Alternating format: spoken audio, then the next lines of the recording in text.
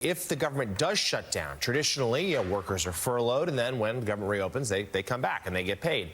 The president is suggesting, well, actually, we may just permanently fire a lot of them. Yeah, I would just simply say House Democrats are not going to be intimidated by his threats. I understand that the president and House Republicans have forgotten that Congress is a co-equal branch of our government. House Democrats have not. And at the end of the day, we don't work for Donald Trump. We work for the American people. And I also just think this discussion, this debate that we're having can't be considered in a vacuum. You have to consider the context of what the president of the United States has been doing to the federal government for the last 9 months.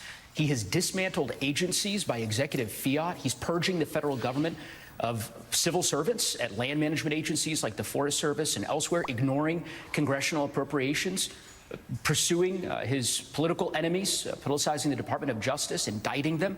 It's ridiculous. And at the end of the day, to expect that Democrats would endorse this kind of activity and support a Republican budget bill that exacerbates the cost of living crisis that they have created, in which they have made everything more expensive for Americans and for Coloradans that I represent, is ridiculous. That is not, there's no credible argument that could be made. They know that, as I said, these are not serious people. So, they control the Congress. They have a majority in the House and the Senate. They have the presidency. They have an obligation to fund the government. Their inability to do so is gross incompetence. And I think the American people, you see this in the empirical data that you all have talked about just this morning. I think the American people will make clear that they blame the Republicans for being incapable of funding the government.